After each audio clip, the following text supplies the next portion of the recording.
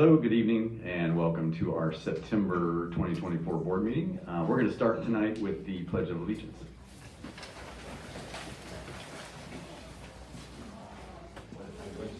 To the flag of the United States of America, and to the republic for which it stands, one nation, under God, indivisible, with liberty and justice for all.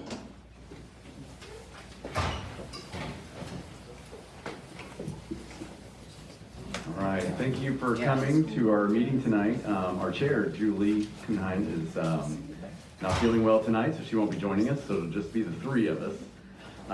We're going to start with recognitions, as we do at each meeting, and our first item will be the board bravos and updates, which is to celebrate some of the awesome things going on in our district. Yeah, we did the Tower Park groundbreaking, I think, since our last meeting. It was awesome event. Band was there and a lot of students and good time, for sure. And after years spent on the Big Top Committee, I'd be remiss if I didn't remind everyone that the Big Top Festival is this weekend, spaghetti dinner on Friday, and the festival is on Sunday. And I also believe this weekend is Taste of the Season. It's all Saturday night on September 14th. I think we'll get some head nods. I'm correct on that. Okay, yes. So that is Saturday night as well. Lots of great things coming up. When you start a school year, you have all kinds of new opportunities and new things to celebrate. And want to give hats off to our administration, our teachers, and our students on a really great start to the school year. It was also fun to see our preschool start this past week. Just a lot of energy and enthusiasm. Pretty big group coming up. Also, our fall sports are off to a really good beginning. And then we're going to have a presentation a little bit later around our AP success. But I think it's really worth mentioning. We had over 150 additional passing scores in this past year. And if we put that just in dollars, I know that we put a visual out that the overall number of credits that were earned in AP scores was over $1.6 million. But just in the new test, it would be about $250,000 in students towards college. So hats off to the high school and the families that really engaged in rigorous work. Anything else? No. No? Okay. All right. Good. Okay. Well, we're going to move on then. The next item on the agenda is the Broadcasting Awards, and I believe Bill Poff is Bill here. Mr. Darnell, are you going to cover this one tonight? Yeah. Okay.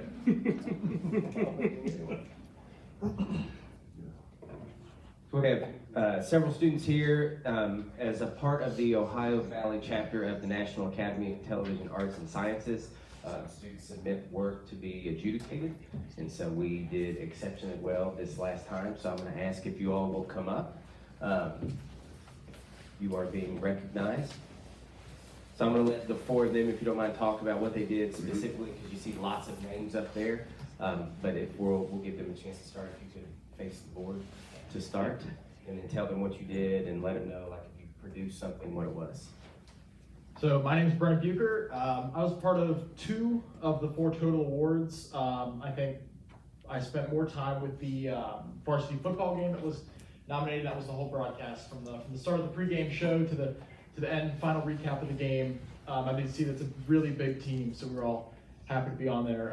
Also part of the Highlander March News Show that won. That's our we've got monthly larger news show that incorporates about a half hour long of lots of storytelling, multiple desks, 4 anchors, things of that nature to increase storytelling. My name is Harold, and I was also part of the same 2. I was part of the March News Show and the Dixie Highland Heights varsity football game. And really, I spent a lot more on the news show where I directed for that. But I really just want to reiterate how much a team effort that every single name up there did put in a lot of work into making it Emmy worthy. Hi, my name is Eli Hills. We worked on the short documentary Finding Farm to Table. It kind of went through the journey of like eggs and from where they were grown and through Findlay Market and then into these like really awesome sandwiches at a coffee shop we really like. So it was just a fun experience, kind of getting to explore like local produce and how effective it is, and like it got strangely emotional in how people had a connection to do these foods that they love so much. My name is Ben Fetzer, and I also worked on the Farm to Table documentary. It was very interesting being able to, like, it was our first project in film where we were able to, like, have over a month to work on something.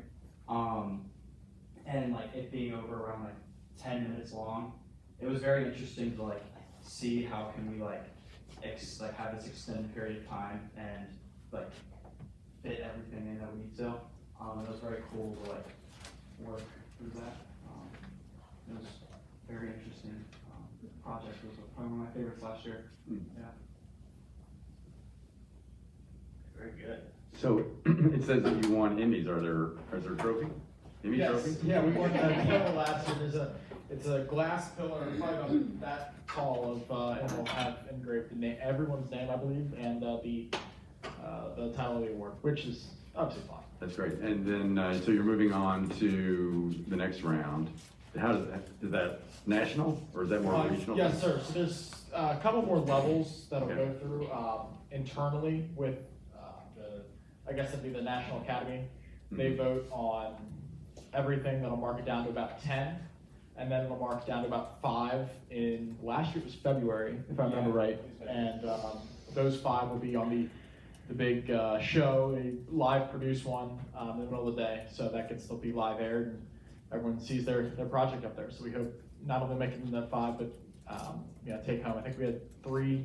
We had like 3 or 4 nominated last year. We had the football game last year. Yeah, we had about 3, I think, that made it and then didn't win. So we're hoping to advance farther this year and take the win this year. That's great. I mean, our broadcasting, group is a big brag for the board. I gotta be honest, man, you guys do an awesome job, and I love the full students taking the ownership of all of it. I'm blown away at all the football games of how, everything that's done and that goes into it. And your Farm to Table project sounds pretty awesome as well. All local stuff, that's really cool, so. Yeah, I'm curious about with that documentary, what was your favorite part of working on that part of the project? I would say kind of exploring the people involved. It was really cool. Like I feel like I always don't put a face to what I'm given. And it was cool to see who's involved in the whole process of making this food. It was a sandwich. So How long was the documentary? 8 minutes? 8.5. Yeah, 8.5 minutes. Yeah. So this is a program that it really exemplifies what we're trying to be about, from the live production. So if I go to a away game now and I'm like, well, why isn't the referee mic'd up? It's kind of an odd thing, and then you realize, well, it's an odd thing that the referee's mic'd up at a high school football game, but really each step of the process is because you guys have asked the question, and those before you, and I think those after you have asked the question, what can we do to make it an even greater community experience and to push our limits?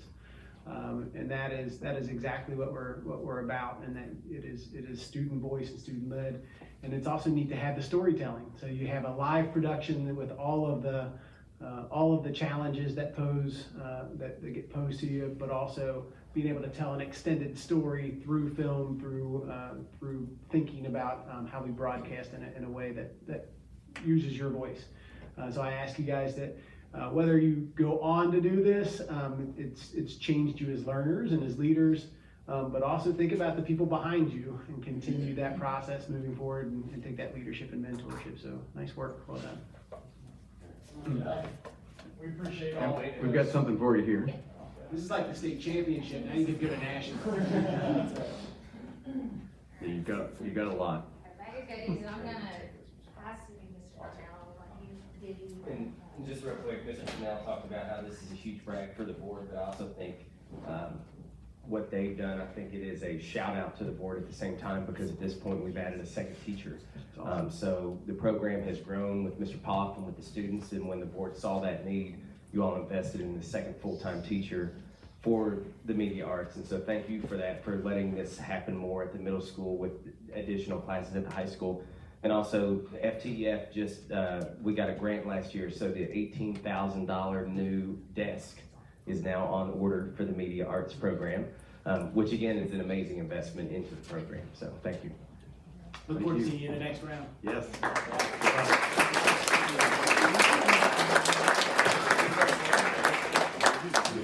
She just give them a bunch of bagels.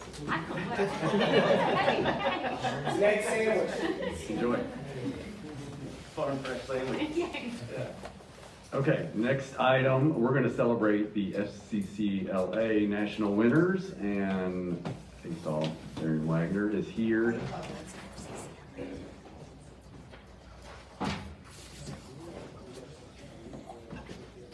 Hello. So, our FCCLA students compete in a competition every year. There's a regional competition that's held in February, and if they win there, they go on to the state, which is held in March. And then they go on to compete at the nationals. Nationals is held someplace different every year.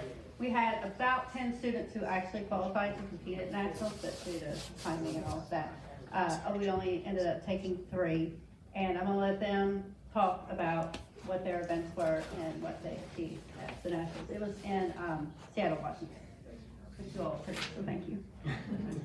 So my project was food innovations, and it was basically about creating a product that solved an issue within the teen market for food. So I created a product that would be more conscious about what people were putting in their body and had positive impacts on their performance in school and in sports.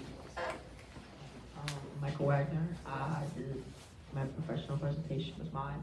I talked about how rhinos need a better environment and how they're going extinct and what we can do to help them. Hi, I'm Addison Eifert, and my event was sports nutrition. So I took one of our high school athletes and I built a nutrition plan for them based off pretty much everything that they required, not only for their sport, but for their body itself, and evaluated that and saw how well it did. And then I placed 3rd nationally, and I got a gold medal. What kind of progress did you see? She did really well. So I did it based off of our high school varsity pitcher, Caitlin Dixon. No, she did really well. She definitely got more hydration, which she was kind of lacking, and she was a snacker, so she gets full meals now, which is kind of good. So I think she did pretty well. Very cool topics too, like stuff that, you know, you're reading about in the national news and stuff, well, in sports nutrition. I mean, I've had recent conversations talking about how much bigger and better shape athletes are today than they were 10, 20 years ago, and so very interesting stuff. Good for you guys. What did you find out about the rhinos? That they've been killed because of their environments and poaching. Mhm. What can we do to fix it? We could stop them or maybe even put like fines on them if they do it. Favorite part about the national trip? The Space Needle. So I don't know, it's a hard one. I like the Glass Museum. I don't remember what it's actually called, but the Glass Museum there, it's really cool. I liked going to all the meetings and seeing all the people from like across the country and like how we all have the same common like FCCLA goal. It's really cool to see like 8,000 people in one space that all share the same interest with you. So. When you were there, could you see Mount Rainier? Was it clear enough? Yeah, we could see All right. it. I would say our FCCLA program is one that gets recognized a lot in this room, but it brings state and national prestige to Highlands High School as well. So kudos, Ms. Wagner, and your team. It is perpetuating every time. So we're full classes constantly. Thank you. Thank you for your continued support to our CPSS, all of us. We have a few things for you. Thanks for coming tonight.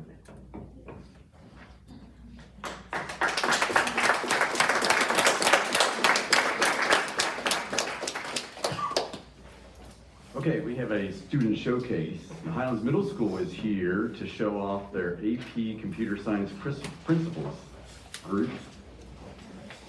A lot of students.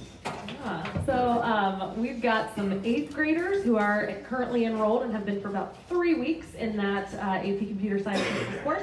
They're going to tell you a little bit about it. And then we also have invited some 9th graders who completed the course last year so they can give you a kind of a comprehensive overview of their experience as well. So I'm going to hand it over to Dom. You're starting, right? All right, here you go. I'm Dalton Wall. I'm Three Henry. I'm Layla Myers. I'm William Hyatt. I'm Hunter Rolfer. So this presentation is basically about the class and then how it works, what is in it, information about it, stuff like that. So the big ideas of this class are creative development, data, algorithms, programming, computer systems, networks, and the impacts of computer science.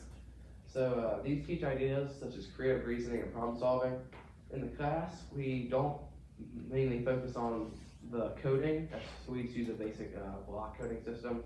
It's called Snap. So it kind of looks like this. Sort of simple project would look like.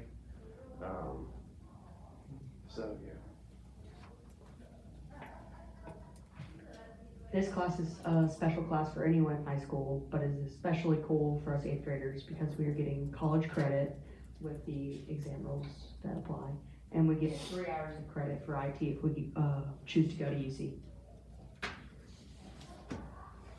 Our ideas for the UC project are a school questionnaire app.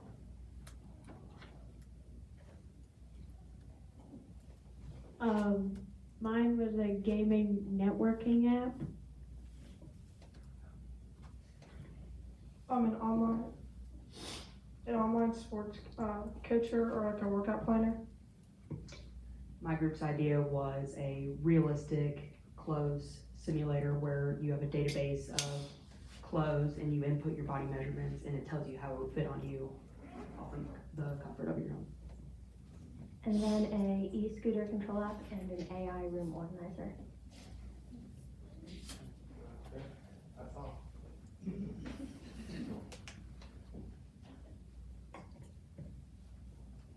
So we took the class last year, us 3. I'm Owen Yule. I'm Trevor Marcus. I'm Michael Jagger. So through the year, we used a program called BJC, which is a curriculum. It's not like school, you get the separate thing. And we use Snap, like they said, to make projects. So for things like abstraction and generalization. What we enjoyed, projects. We enjoyed coding with Snap. Typically when projects required us to use our heads, they could be tough, but it was never too difficult to work with. Group work. Group work was generally the most favorite activity we did in class. It was safe to say it was favored majority of the time. Everyone enjoyed it. There's a number of benefits to be gained from taking this class. We value the opportunity to give us credits pretty highly, and therefore we also value the chance to get said credits. After computer science principles, you can take new classes down the same pathway, such as dual credits for NKU. These are good chances to get some knowledge if you intend to pursue IT in the future. So other extra things you can do through this route, you can apply for NAPCO Scholars, which you can get mentorships or internships. And right now, since I'm a freshman, I'm taking kind of a course about AI with NKU. And when you're a junior or senior, you can do mentorships and internships. Inter-Alliance is a similar project for higher classmen that helps them also get internships, but they get paid and they pay to participate. You can get more information at interalliance.org or just look there.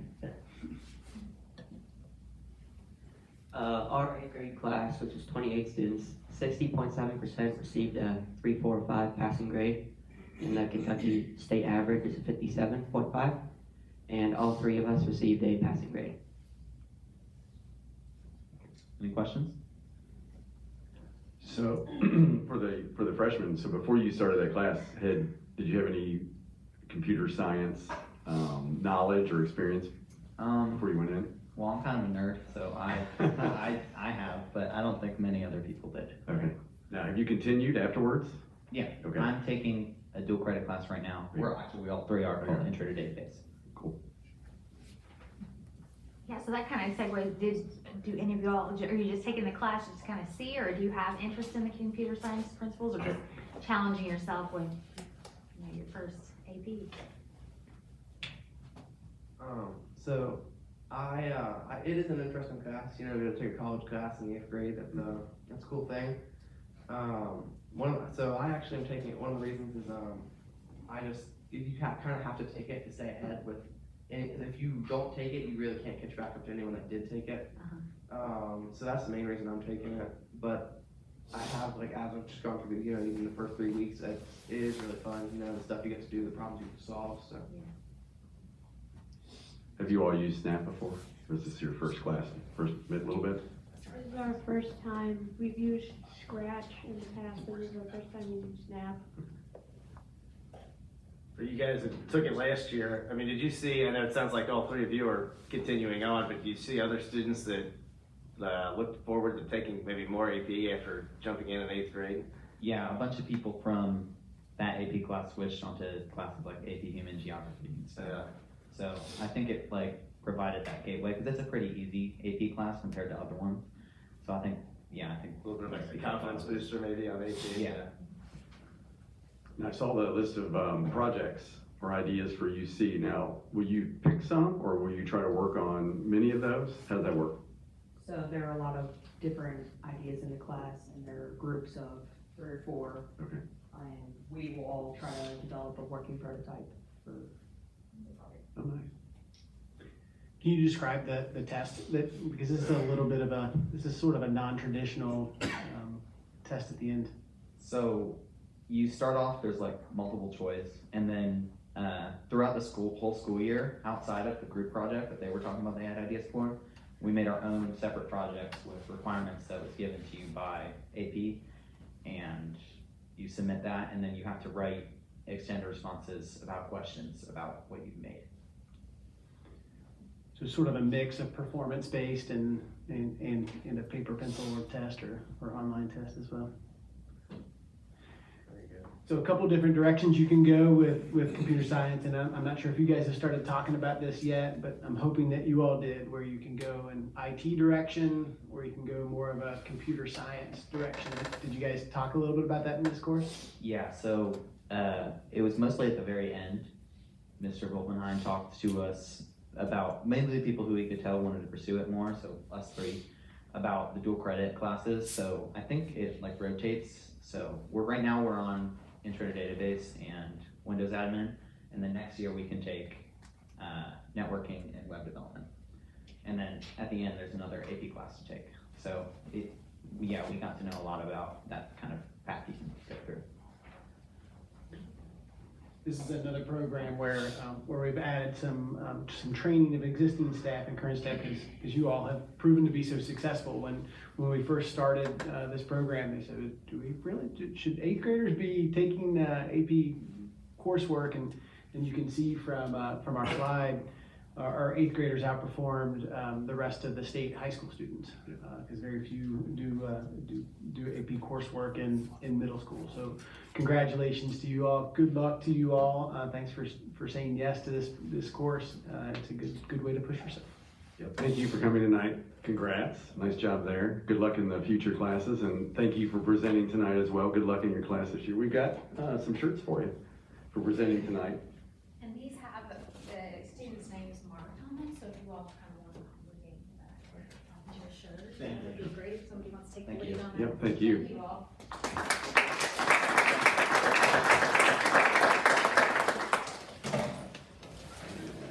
I don't believe we have anybody to speak for community forum. Is that right?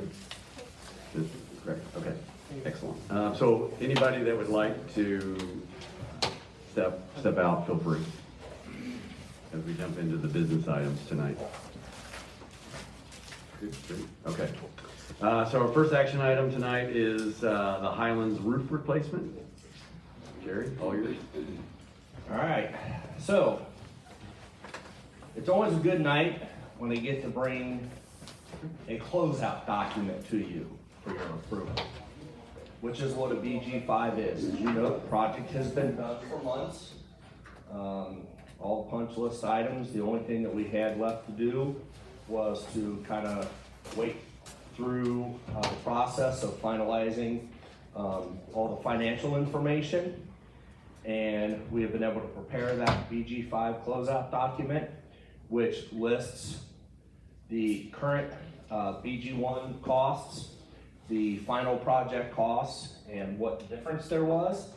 And we completed the project, $10,798 under budget. So we are asking you to approve this BG5 closeout form, and we will file with the Kentucky Department of Education. And when they approve it, that project will be over, totally. Nice. Any questions for Jerry? I don't think so. No? Just do them. Quick. Okay, I need a motion for approval of the BG5 to close the Highlands roof replacement project. I'll make a motion. And I will second the motion. Okay, all those in favor signify by saying aye. Aye. Any opposed? Okay, motion carries. All right, Jerry, you're gonna stay up there. We're gonna talk about the Guaranteed Energy Savings Contract. And this is in a similar but not quite final position as the roof project. The Guaranteed Energy Savings Contract, the work is complete, punch list items are complete. Before we can start into that final reconciliation of all the financials, we have to approve the final pay application to CMTA, which they have sent to us, and that's what we are presenting to you tonight.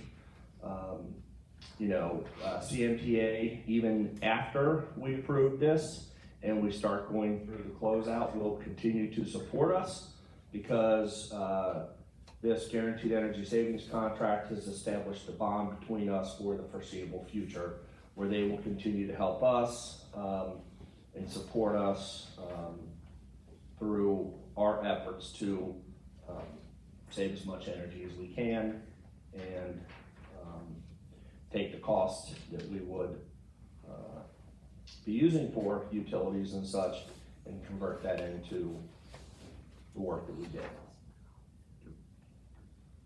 So we have pay application number 17 for $8,832.94. Any questions for Jerry? I think so. Okay, I need a motion for approval of this pay app 17 to CMTA in the amount of $8,832.94 for the Guaranteed Energy Savings Contract Program. I'll make a motion. I'll second. Okay, all those in favor signify by saying aye. Aye. Any opposed? Motion carries. Okay, you're still going. I am. I got two more items. Okay, the athletic complex. Next one is the one that we're going to be talking about for a while, the Highland Athletic Complex at Tower Park. We have started bi-monthly, or I should say bi-weekly progress meetings. Matt Morrell and all myself, our consultants, as well as all subcontractors that are currently working on the project, as well as those that are getting ready to start in the next 2 to 4 weeks, will be there to help keep everything on pace. The project is going well. One of my biggest fears going into a project like this was too much rain. We've had the exact opposite with drought conditions, to the point, as I explained to you last week. The company doing the excavating, it has to hook up to a fire hydrant and wet down the dirt before they can move it and compact it and get it to do what they need it to do as part of the project. If you are walking by the site, you see that some of the large retaining walls are well underway or complete. And you see a large mound of dirt, kind of a flat mound of dirt, kind of in the center of the project. That's the location of the buildings that are going to be going up, to kind of orient yourself. So, we talked about buildings being in the middle of the project, and they are pretty much dead center there in the middle of the project. We are just past week 1 out of 5 weeks of waiting to see if that earth moves at all. One of those settlement test periods we've talked about in previous meetings. There won't be any work really on top of that until that period has passed and we've proven that ground is not going to move, and then we'll be able to start building the preparation for foundations in the buildings. So there'll be some similar periods out of that settlement out in the field area. We're not far from the beginning of some of those, but I don't want to give you a date in case we do get slightly delayed on when we're going to begin those. In case it might rain. Yes. Or the guy with the fire hose go really crazy. So we have 2 pay apps and a change order tonight for this, correct? Okay, anybody have any questions for Jerry? No, I mean, maybe it's worth, we're continuing with the neighborhood back there, trying to get the roadway in there for them. I know they're ready for that, and we're trying to get there. And I guess while we're waiting on the settlement, I mean, everything else continues moving along. Everything else continues moving along. So as they're waiting out that period, some of the same contractors are still on site, working on the retaining wall, working on the excavation, working on starting to install storm sewer on the project site, things like that. So looks great. I mean, it's moving along quick. I'm glad Mr. Fennell brought up the path, which is a temporary one. Can you speak to some highlights as what need to happen in order to connect? We were going to get to that when we talked about regular, but that is part of phase 1. And regular blacktop, they were at the progress meeting, and then we've had some additional communications during the week. They're hoping by the end of this week to be able to be in a position to have the stone down and to start laying that base course of asphalt. Now, when people see that, they're going to get really excited and say, okay, we're ready to go. They're going to move that fence. We'll be very close at that point because there's dirt work that has to happen on both sides of that blacktop area. The sidewalks that were being put in, at least on the one side, have to be completed because if we move the fence into the middle of the new road while we're trying to do the sidewalks, people could inadvertently step in it, ride a bike in it, maybe unintentionally put their initials in it, those kind of things. So once we get the sidewalks and kind of the dirt back up to those sidewalks and guardrails on the one side, we'll be in a position to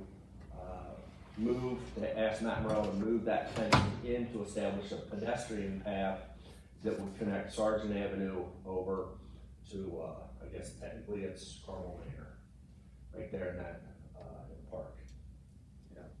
And that opening will be, again, temporary. There'll be another time where that closes to complete the project, but that'll be closer to the end. Yes. So if you, again, if you visited, you see definite, I should say definition of where the road's gonna be, where the new entrance is gonna be. You're starting to see some of the grade of the new parking lot. You're really starting to see what, the idea in our mind was. So hopefully by the end of September, we'll have that nice pedestrian path through there and be able to have good advance warning on when that might close temporarily here and there for work. So our first pay application is pay application number 4 to Regular. They are in charge of phase 1. So this is a pay application for phase 1. It's in the amount of $249,143.94. Okay, any questions on this one? Okay, I need a motion for approval of pay app number 4 to Regular Blacktop in the amount of $249,143.94 for the Highlands Athletic Complex at Tower Park. I'll make a motion. And I'll second. Okay, all those in favor? Aye. Opposed? Motion carries. Our Pay app next pay application is to Morrell Construction. They are the general contractor on phase 2. So it's pay application number 2 in the amount of $407,317.50. Any questions on that one? Okay, I need a motion for approval of pay app number 2 to Morrell Construction in the amount of $407,317.50 for the Highlands Athletic Complex at Tower Park. I'll make a motion. I'll second. Okay, all those in favor? Aye. Opposed? Motion carries. And the final action item on this project is change order number 1. This is change order number 1. It is for phase 1. So it's a change order to the contract with Wrigler. So just to refresh everyone's memory, throughout the project, small things, we find out small things have to be corrected or added, or in some cases deleted. So change orders are a compilation of individual change proposals which could add cost to the project or reduce it. Usually the end result is an overall price increase. So individual change proposals are approved and then work is done. And then periodically those are packaged together in one change order that has to come to the board for approval and then gets filed with the Kentucky Department of Education. And once they approve it, in this case, Wrigler can add that amount to their pay applications. So currently, on the pay application we just approved, this amount wasn't even accounted for. It will be shown on the next one. So there's a variety, I believe it's 8, maybe 9 different change proposals that were all added together, ranging in cost from a couple $1,000s to, I believe the largest was $33,000. And that was for having to reinforce the ground underneath the new Sargent Avenue after the proof roll showed that we needed to kind of redo that work to make sure it could support the weight of the vehicles that were going to be going across it. So that was by far the most expensive one. The other ones were significantly less. So we're asking for approval of change order 1 in the amount of $82,183 for the Highlands Athletic Complex at Power Park, and that will be applied to phase 1. Okay. Any questions? No. Okay, I need a motion for approval of change order 1 in the amount of $82,183 for the Highlands Athletic Complex at Tower Park. I'll make a motion. I'll second. Okay, all those in favor? Aye. Any opposed? Motion carries. All right, those are all the current project-related items I have. And since there's never enough work for us to be doing, we want to plan for some more. So every 4 years, public school districts are required to form a local planning committee, and it's abbreviated as LPC. And the role of that 20-member committee is to review current facility needs and to draft a plan to present to the board on what that committee sees as the facility needs for the district over the next 4+ years. The state looks at it as a 4-year plan. Typically, we put things on there that we think we can accomplish in the next 4 years, and maybe a little bit beyond that, because sometimes we move a little faster than 4 years, as we did this last time. It's a 20-member committee that is comprised of the superintendent, myself, a board member, parents, teachers, community members. It's a kind of prescribed group of people. We'll include a local city official, and then we'll also enlist the services of our architects at Robert M. Hayes to help us with some of the discussions. So the first step in that process is to request from the board approval to establish and convene the next local planning committee. Any questions on that? No. I mean, most of the time that I've been on the board, we've convened these, and it's been, we knew what was going to be on it because there were a lot of requirements. The buildings weren't ready. They needed to be reconstructed or constructed from new, and so this one's going to be fun because it's sort of the next step. Yeah, what can we do to go to the next level a little bit? Yeah. Yep. So, looking forward to seeing the progress on this one. I am kind of excited to not have to list replacement of a school on there anywhere. Right. Yep. We might have to do some initial renovation to some of our older facilities, but our academic spaces are in significantly better shape than I first arrived a while back.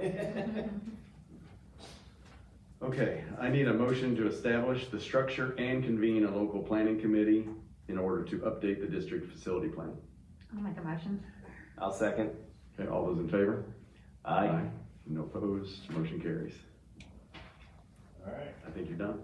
Thank you. Thank you. you're welcome. The next action item tonight is the working budget for 2024-25.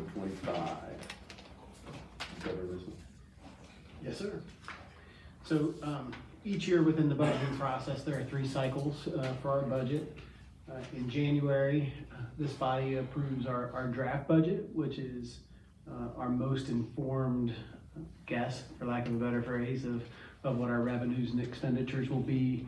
It really sets the groundwork moving for the spring as we establish personnel allocations and movements forward. Then this board reconvenes to look at our tentative budget, which is approved in May. Typically in our district, our tentative budget is pretty tight.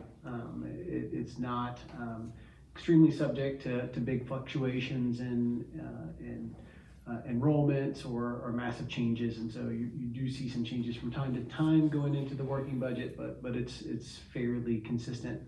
And then the last phase is the one that we're asking you to look at now, and for all intents and purposes, our working budget becomes the adopted budget of the board. And so there are a few changes that have been made as the information has become more clear and more readily available. A couple I'll point your attention to. On the revenue side, we do have a slight uptick in our amount of tuition dollars that are coming in. These do not represent the resources that come in from average daily attendance and SEEK, but simply from tuition dollars that come directly from families themselves. And so that is up about $25,000. We do project in our working budget a more accurate SEEK forecast with about 125,000 more than was adopted in May.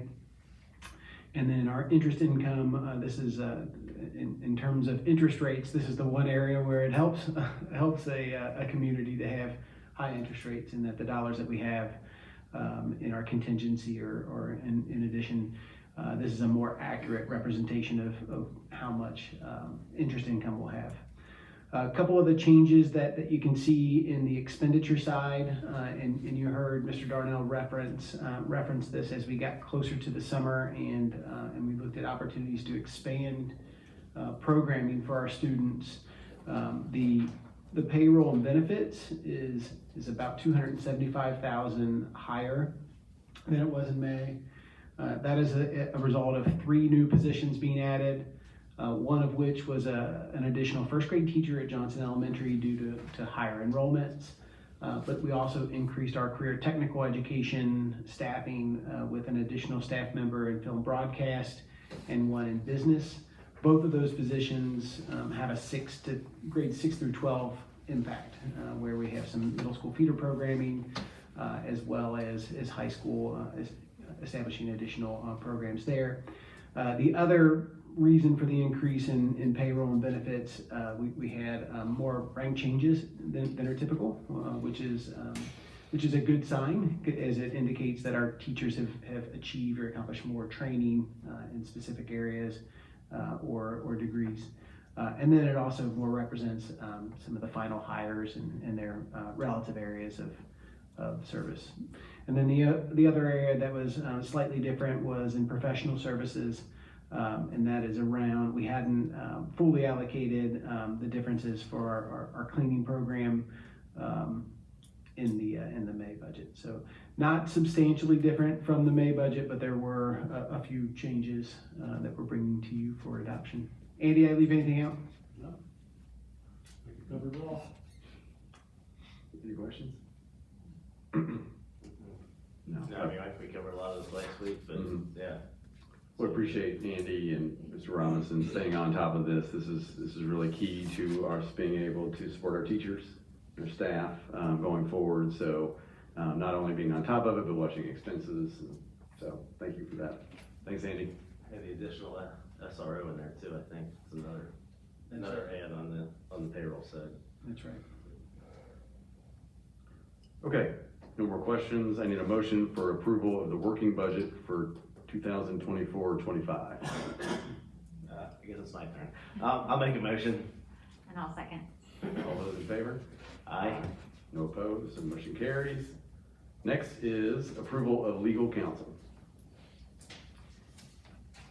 Yeah, the Board of Education is represented, we contract legal counsel, and we have, at least for the last several years, contracted with Adams Law, specifically with Mary Ann Stewart, and so we're making the recommendation that we continue that relationship.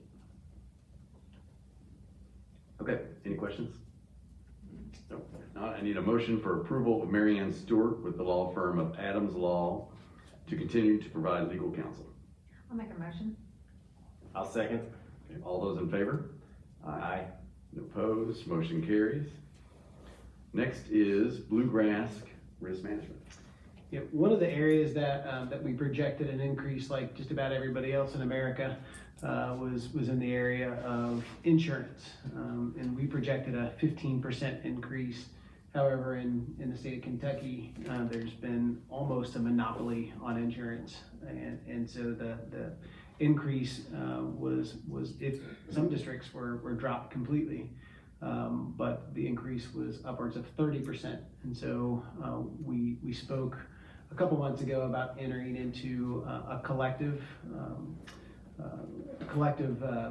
insurance arrangement with multiple districts from around the state. And it would be managed by Bluegrass Risk Management Company.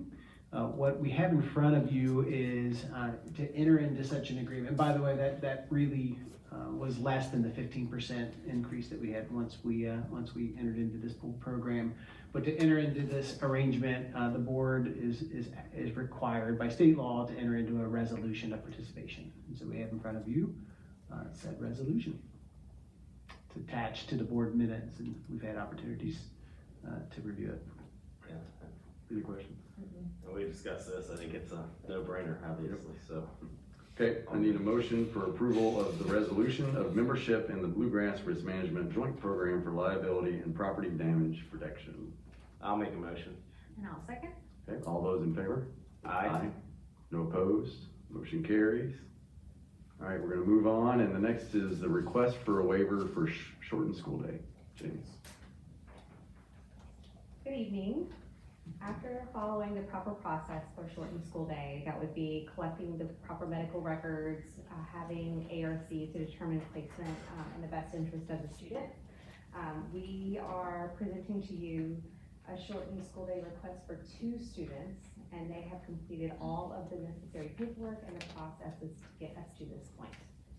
This means that we would receive the full seat funding. However, the students would not need to be at school the entire school day, as it's in their best interest to have a shortened school day.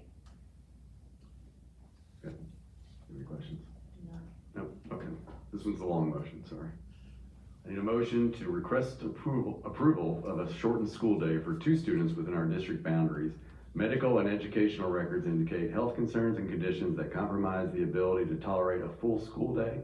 After careful consideration of all relevant information, including input from physicians, family, and educators, the Admissions and Release Committee has recommended a shortened school day with the goal of gradually increasing time at school as health conditions allow. Actually, that wasn't the motion. How about we try that again? We appreciate it all. Yeah, well, I'm glad I read it. Thanks for not stopping. How about we try it again? How about we have a motion, I need a motion for approval of the request for waiver for a shortened school day. That's better. I'll make a motion. And I'll second. Okay, all those in favor, saying aye. Aye. Any opposed? Motion carries. Amy, you were supposed to cut me off when I made a mistake. So good. Okay, Jamie, your stand policy revision. Yeah, I have 2 policies to present to you this evening, and they are both second readings. At the past August meeting, we discussed both of these. And policy 9.226 along with policy 8.13451 The first one's gonna be about conduct on the bus. And so we discussed the necessity of updating that because of the transportation policy requirements based on regulations that were added in this most recent legislative session. And so Mr. Stratton, our transportation director, is ensuring that we're following, and this would be a necessary step that we have this up to date. So that's the first step. Understanding we have 2 separate readings for these. Okay, 2 separate approvals. Yes. Any questions on the first one? No, talk about this. Okay. I need a motion for approval of policy 09.226 is based on a second reading. I'll make a motion. I'll second. Okay, all those in favor? Aye. Any opposed? Motion carries. Okay, excellent. Okay, and the second one is policy 8.13451, and this is necessary as we are updating the Title I Parent and Family Engagement Policy so that we can be reflective of the necessary federal compliance pieces as we've learned through our consolidated monitoring visits. So we're making sure that we added those needed details there. Nothing's been changed since our last meeting. Okay. Any questions? Okay, I need a motion for approval of policy 08.13451 is based on a second reading. I'll make a motion. I'll say. Okay, all those in favor? Aye. No opposed, motion carries. Okay, thanks, Jamie. Next is GMAP, or is it GMA? Okay. GMAP, District Funding Assurances. Yes, great. So this evening I'm here to talk to you, just as Jamie alluded to, the federal grants that we have. We have several of them across the district that received. And so tonight I'm here to get your approval for that GMAP. It's Grant Management Application Process, I think is the acronym there. So we have several federal dollars that we receive, everything from gifted and talented education to IDEA, special education, Titles 1, 2, 3, 4. So we get these federal dollars, and so there's a application in GMAP that I go through annually and just give off assurances that we're going to use these financial dollars responsibly and then how they are allocated. And so tonight I'm just reporting out to you that I have gone through, I've done those assurances, and I'm seeking your approval that we will receive these federal dollars and we will use them appropriately as it is outlined in our GMAP program. Okay. Only question I have is if there's any more we can get. So no, probably the time it takes for me to go through and do all these assurances does not equate to the dollar amount that we get. So no, the amount of grant dollars that we get are, certainly we take all the dollars that we can, but our district, we don't receive a ton of funding in many of these areas. So you're telling Clinton now?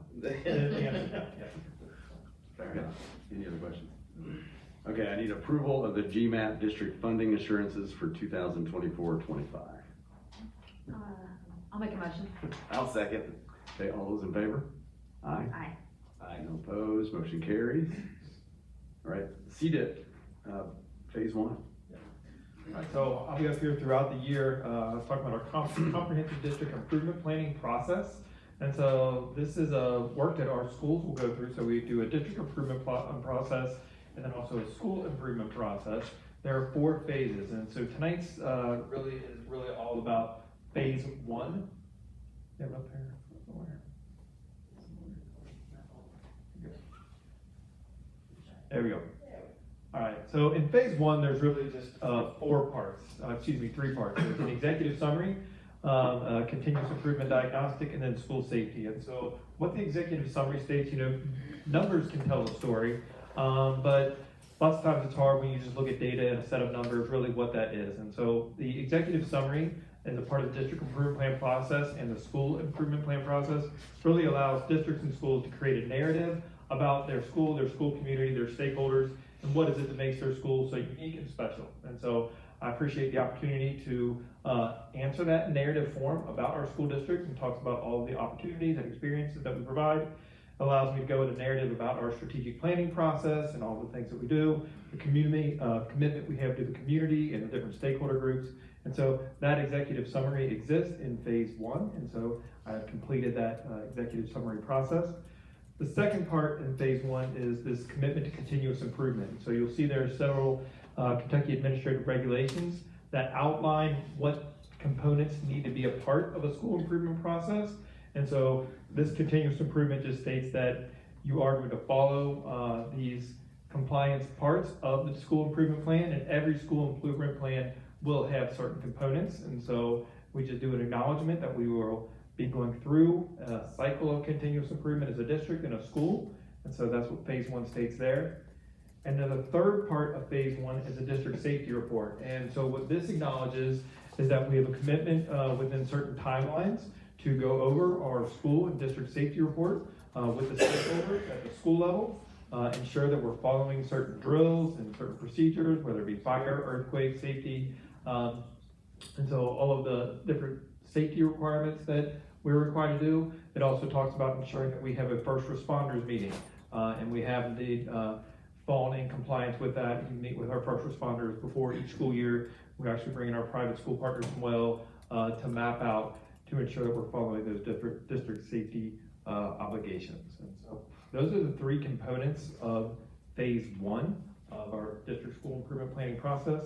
We have indeed completed those, and phase 2 of the CDIP will be coming soon. And so that deadline is actually, I believe, November the 1st.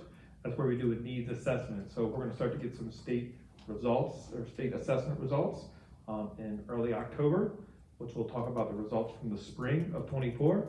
And so the process we'll be going through from that time until November 1st, we'll be doing a needs assessment, really analyzing that data and saying, all right, where are some opportunities for growth and where are some opportunities where we really excelled. And so that will be phase 2, which I'll be sharing with you later on throughout the school year. Great. Any questions for Keith? Okay, if not, I need a motion for approval of the CDIP phase 1 for 2024-25. I'll make a motion. I'll second. All those in favor? Aye. No opposed, that motion carries. Next item on the agenda is a board member resignation. So, and I think I'll explain this one because it's a little unusual. So, so I've been on here for a while, and my time is coming to an end as my final term is ending this fall in December. And I did not file to run again, so I'm not on the ballot for this year either. And so it was a great plan because as Brad Fennell and Lisa Duckworth stepped down, there was some experience left on the board with myself and Ann Meyer to carry on and ensure there's some continuation. And then I was going to step down, and then Ann and Julie Kuhnheim were still going to be here to carry on as well. And then Ann had a relative that was hired in the district, which was great for her. But it also created a little anxiety, at least on my part, for what might be a lack of experience in the long term. And so there's an election coming up this fall, and unsure who might be elected, and there could be a lot of board members that haven't been here, amount of 4 years. And so I decided to apply for the board member opening that Ann created when she resigned last month. And to do that, I have to resign. So the hope is that the board will accept my application, but they'll have to do it on their own. I can't be in the room to do that.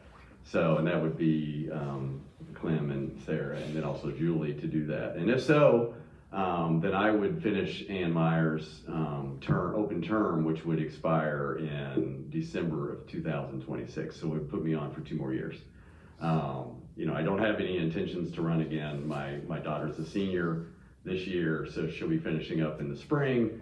2 years seemed 2 years seemed to be the right number. So if the board's open to it, I appreciate it. If they decide that they don't want to go this route, then I'll come back and say thank you next month. But Take part in community forum. yeah, I'll take part in community forum and we can talk about it. But no, it's their decision, but this was the only way to kind of do that. And so I'm hopeful. I'm not the great protector of this school board. We've been able to do some really good things over the last number of years. I think we've been very successful. I've loved working with them and the other members that have been here. We have at least 1 new member that'll be starting in January, and then So I'm hopeful that in 2 years, when I'm done, that, and if we'll have new members coming on then, that there's a good base. And, you two have been awesome.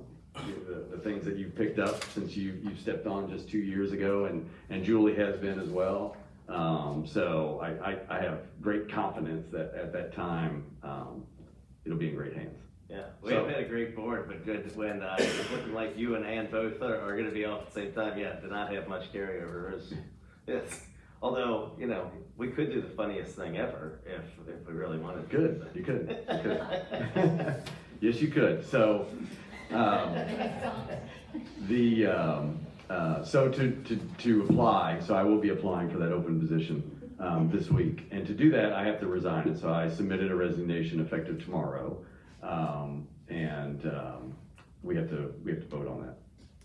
So, I need a motion to accept the resignation for myself as board member from Fort Thomas Independent Schools Board of Education effective September 10th, 2024, creating a vacant seat. Now, just real quick on that. So it will create a vacant seat, which the board would have 60 days to fill. We've got an election less than 60 days away, I believe.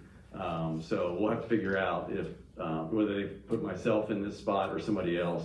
There will have to be a decision made how to fill that, before the end of the year. So there'll be some options. Yeah. So I need a motion for that, though. I forget where we're at. Is it you? I don't know. You can make it. I'll make a motion. I'll second. Okay, all those in favor? Aye. No opposed, so motion carries. Okay, and I did vote on that. So, just so, I do need to vote, yeah.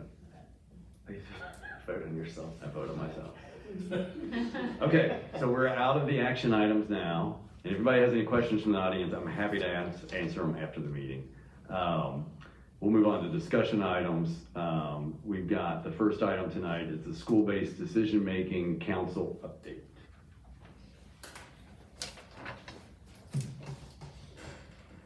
So in the spirit of all things elections, and let's make them weird, this site-based election season was no different, right? So we did conduct our elections last spring, but for a variety of reasons, we had some shifts and changes, particularly to different hirings that took place, folks left positions, and so I really give credit to our school leadership and our support organizations, PTOs, PTSOs, to allow us to get to a point of where we are today. So I'm happy to announce today that all of our school councils are solid and have filled positions. We have, you'll notice some schools have different levels of membership, and that is because of our requirement. If you have 8% or more of your population that has a minority count, then you are required by KRS to have minority representation. You see that some of our schools have that minority representation. So Highlands Middle School, Moyer Elementary, and Woodfell Elementary have a larger composition of a school school council, and Highlands High School as well, I'm sorry. They have a larger composition of candidates. And so all of our council members have completed at this date and time the required training. So we have a combination of both experienced members and new members on the site-based council. They have completed their training as of date. Additionally, they've gone through the different background checks and filed all the paperwork. And so we are good to go from a site-based council standpoint. And we really appreciate the time, effort, energy that those members dedicate to our school councils to really help follow things like the school improvement planning process, the different committees that each of our schools have.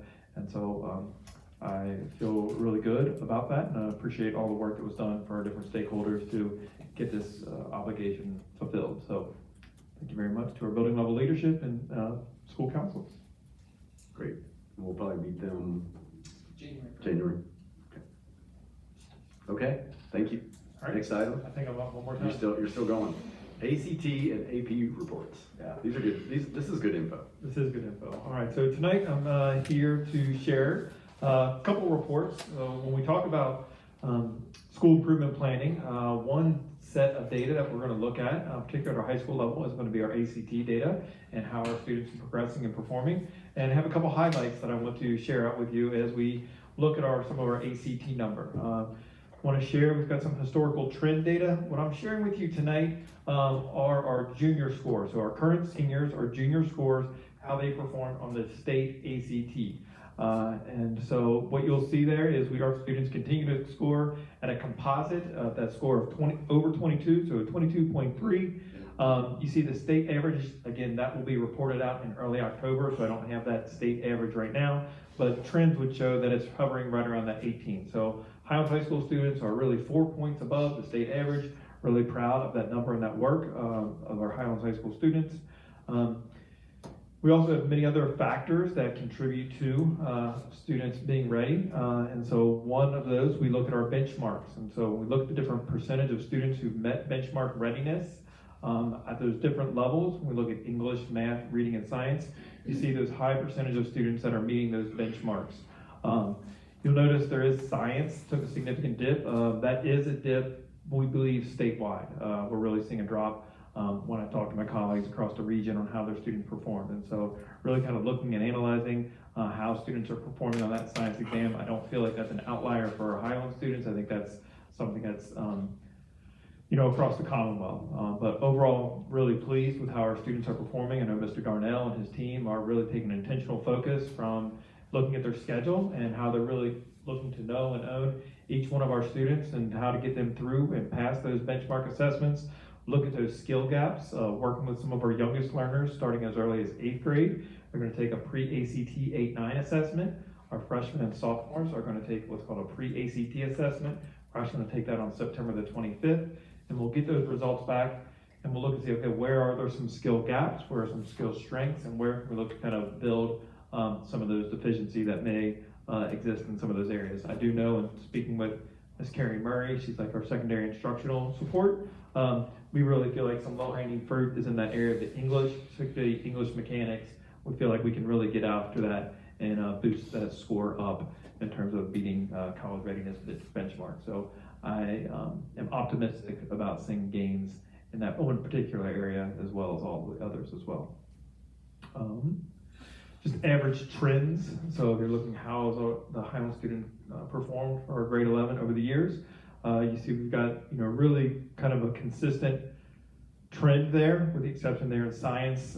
We did have a little bit of a dip, a 9/10 dip. Science, I believe Mr. Darnell's actually falling off. Where are you, Mr. Darnell? Science is falling off, this next administration. So there's just going to be English, math, and reading will be assessed. This spring, Mr. Darnell? They take them all this time, and then next year.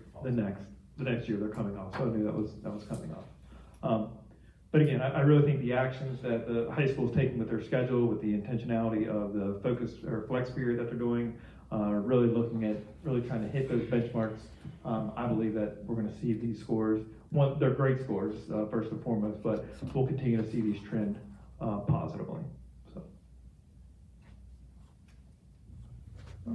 One thing I did want to make note, I don't have that slide on there, when we look at the rate of growth from the cohort of class, so for example, this current senior class, when they were sophomores, they had an ACT gain of 2.1 points, which is that's a nice jump. And so I think if we continue to have that trend of making that 2 to 3 points growth, we'll see that, we'll be really pleased with that progress. So that cohort group of students is making growth, and so that's a positive result there. Yeah, I can vouch for that as well. As I mentioned, I had a senior, and I've seen that growth, and it's been due to Mr. Darnell and the high school teachers helping her along, and so she's seen tremendous growth, and I think it's really due to the work that's going on up there. So we appreciate that. Yep. I think my next report is our AP report. Is it on there? Great. All right, so advanced placement, the group before me kind of stole my thunder this evening, speaking about all the highlights that they had there, but I'd like to go over some of the numbers of our advanced placement students. Just right off the bat, when you look at the chart here, you see that we have 210 more exams that were given this year, and so really pleased to see that uptick. When you look at the number of AP students, at 86 additional students that are taking AP coursework, and so that was really good to see that trend.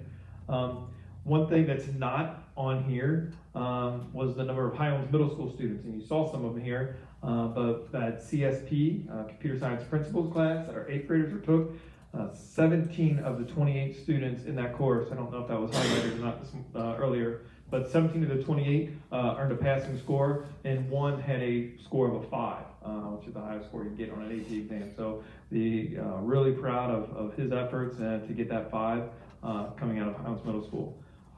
I think what these numbers really speak to, particularly that course in particular, is the accessibility of the course and being able to be exposed to rigorous coursework, and then the positive dividends that's going to yield down the road. And so while we can sit and we can look at some of the numbers to talk about pass rates, I think it's really important also that we look and see, all right, students having access to rigorous coursework, really developing some of that resiliency, developing some of that grit to work through hard things will really yield positive results. And so other highlights that I wanted to speak to, we had 169 students take AP seminar and a sophomore. That's an increase of 77 students from the year before. And so again, when we talk about accessibility of students taking rigorous coursework, I think that really speaks to that. Again, speak to Mr. Darnell and his team, really emphasize to our students, the counseling office, saying, hey, look, you can take this rigorous coursework, but it's all about knowing their students, knowing what their strengths and abilities are, and then stretching them to do a little bit more than what maybe they think they can through some of these offerings. And then the results really speak for themselves. The percentage of students that are reaching high numbers of scores and getting high pass rates, we're really proud of that. Some other highlights in the social studies department, U.S. government, U.S. history, world history, high number of students had passing scores in that. So 3s, 4s, and 5s. Really high numbers of kids taking the exam, and then also high numbers of students yielding a high score on that. So really proud of that.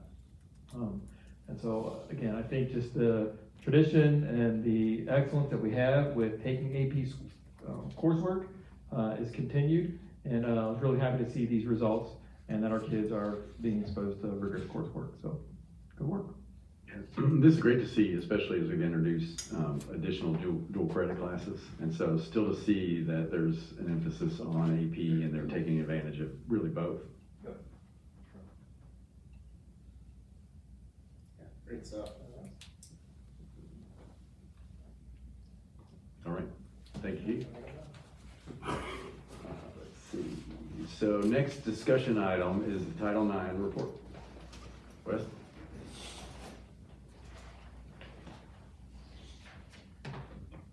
All right. Is this working? You're good. So just a little synopsis on Title IX report. We're graded on 3 tests. I'll kind of give you a brief synopsis of what those tests are. Test 1, usually called the numbers test. It just gauges the new participants in our underrepresented gender, which is our females. Test 2 is the traditional test of recent history of expanding sports offerings. Our third test is the coveting interest test. We passed 2 out of the 3, which, doing a little bit of research, we've only done twice since 2014. So we did really well in this our Title IX audit, and we're just continuing to, helping out that underrepresented gender or female sport by, uptake in participation and offering a lot of other sports they can get interested in. Any questions?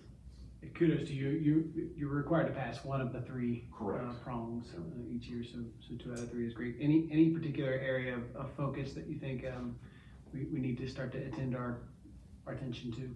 I think just more marketing towards our female athletes, and I think that's a thing we can do by, for lack of a better word, recruiting. Having a lot of teachers that are out in the building, a lot of coaches, hopefully, that are in the building that are, showcasing what other sports we have, and just our sports continue to thrive as they have been. And winning says a lot, and a lot of people like to join winning teams and be around something that's also fun and enjoyable too as well. You had any requests from the students, and especially the female students, of things they'd like to see? So on our recent survey on necessity that we've had, there's an uptick in lacrosse. I think for boys and girls, I think we all see that coming down the pipeline. Just gaining interest, but I think it's something that it's going to be here in the near future. I heard a rumor the soccer field's going to be about that size too. It'll be big enough. it'll all be there. So is the one that we didn't pass, is that, I see that test two or whatever? Yeah. For simple, so what is the, what did we need to do to pass it? So all it does, if you're looking at, you have the sheet in front of you, it talks about our T2 test, which just talks about our new sports that were offered, which gender is participating more in those aspects. So on that, I think we got a 13% increase for boys and only 2% increase for our female athletes. Oh. 2 out of 3. So we have, like I said, we're working on some of those new sports that we had with our girls wrestling. We're still gaining traction on trying to gain more athletes there. I think separating those from the boys is a real big thing. Yeah. I think that's really gonna be an uptick in participation as well. Yeah. Great. Girls wrestling, that's cool. Yeah. Any other questions, comments? Thank you, Wes. Nice work. Thank you, Wes. Thanks. Okay, last discussion item is board committee updates. I don't have any, I don't think. Our audit committee meeting today, but just to meet, I guess, our new auditor. Yeah. Nothing too exciting at that. Highlight the main points of what will be looked at in our financial audit. All right. Okay, if not, we'll move on to the last agenda item, the approval of the consent agenda. I need a motion with all board members having had the opportunity to review and pursue any questions about the items contained therein, approval of the consent agenda. I'll make the motion. And I'll second. All those in favor? Aye. No opposed, that motion carries. Any other business tonight? We already talked about the events. We've got Big Top this week. Big Top and Taste of the Season. And Taste of the Season, lots of sports going on. Sports, Yeah, okay. And with that, we will adjourn. Thank you.